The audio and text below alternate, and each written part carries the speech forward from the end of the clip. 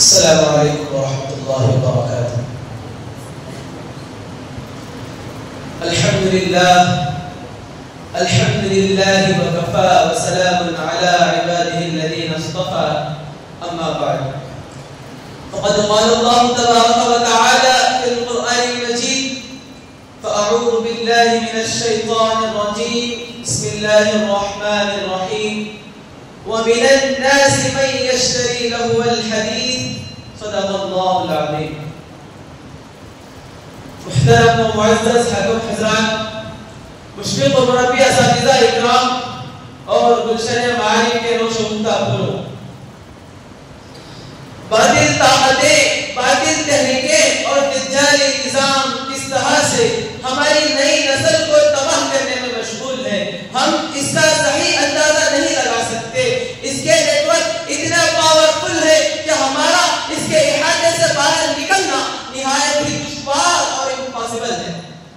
زہر، خرابی اور تباہی و بربادی کے اسباب کو اس طرح سے مزین کر کے اور ہائی لائٹ کر کے پیش کیا جا رہا ہے کہ ہماری نئی نسل اس کو خریدنے اور اس کو اپنی زندگی کا اہم حصہ اور رکن بنانے پر مجبور ہوتی جا رہی ہے، اور ان کی زندگی کا اکثر حصہ ان خرافات اور لہو و لعب میں ضائع ہو رہا ہے،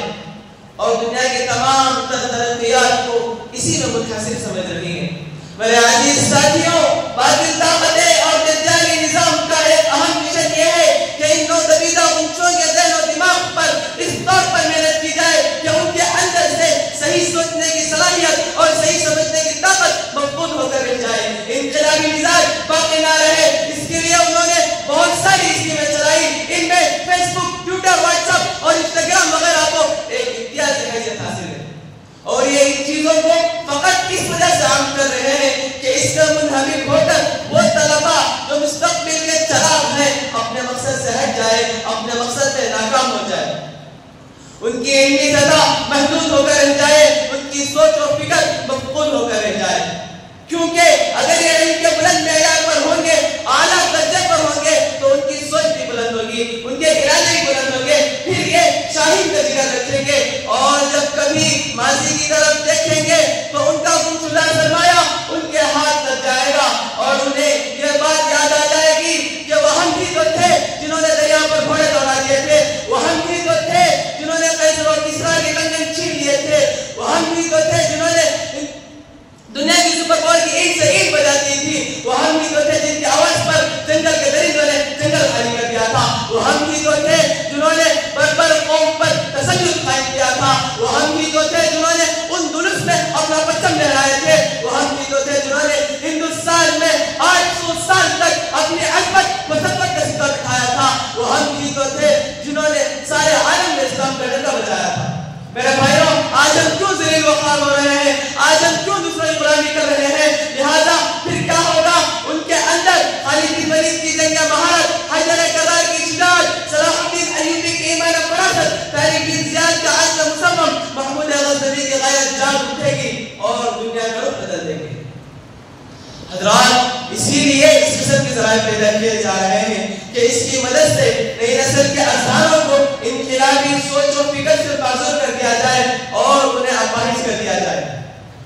اور اس کے رزلٹ یہ دکھائی دے رہا ہے کہ ان لوگوں کو اس میں مکمل طور پر اعلیٰ درجے کی کامیابی حاصل ہو رہی ہے،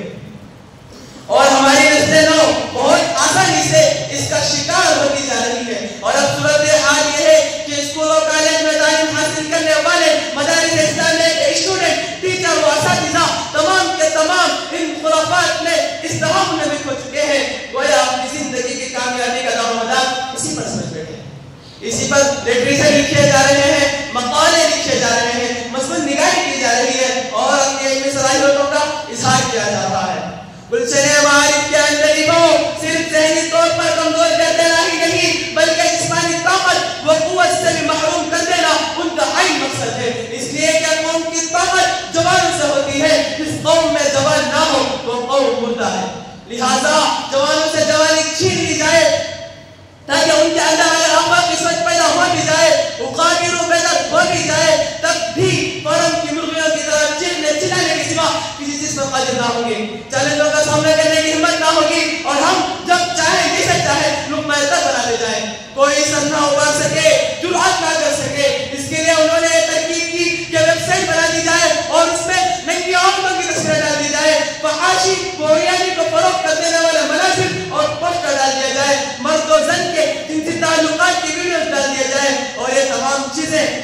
نئی نسلوں کو، کم سن بچوں اور بچیوں کو بآسانی فراہم کی جائے، ان کے حصول کے لیے دقت و پریشانی کا سامنا نہ کرنا پڑے، اور پورے معاشرے کو کلچر و ثقافت کے نام پر اتنی بے حیائی اور بے شرمی پر آمادہ کر دیا جائے کہ نہ بھائی بہن میں حیا باقی ہے اور نہ ماں بیٹے میں کوئی حیا باقی رہ جائے۔ پورا معاشرہ وہی نیت پر اتر آئے، کتوں اور سوروں میں تبدیل ہو جائے، جس کا نتیجہ یہ نکلے گا کہ جوان آئین جوانی میں اپنے بڑھاپے کا مزہ لے گا، جوانوں کے اندر جوانی کی طاقت، جوانی کی قوت، جوانی کی دلیری و شجاعت باقی نہیں رہے گی۔ اے ملت اسلامیہ کے نوجوانوں، ذرا نگاہیں اٹھا کر تو دیکھو، اسی حقیقت پر پورا معاشرہ تمہیں نظر آئے گا۔ اسی کو اللہ تعالیٰ نے اپنے کلام پاک میں ارشاد فرمایا، وَمِنَ النَّاسِ مَن يَشْتَرِي لَهْوَ الْحَدِيثِ لِيُضِلَّ عَن سَبِيلِ اللَّهِ بِغَيْرِ عِلْمٍ۔ میرے عزیز ساتھیوں، اب میں آپ سے درخواست کرتا ہوں کہ آپ اپنی قدر و قیمت کو جانو، آپ اپنی حقیقت کو پہچانو اور اپنے آپ کو دجالی فتنوں سے بچاؤ کہ کہیں یہ فتنے تمہاری تعلیم میں رکھنا انداز نہ ہو جائے اور آپ اپنے مقصد سے کہیں دور جائیں، کیونکہ آپ ہی امت کے مستقبل کے چراغ ہو، آپ ہی سوئی ہوئی قوم کو بیدار کرنے والے ہو، آپ کو ہی قوم کی امامت ملنے والی ہے۔ کسی شاعر نے کہیں خوب کہا ہے کہ پڑھ سبق پھر صداقت کا، عدالت کا، شجاعت کا،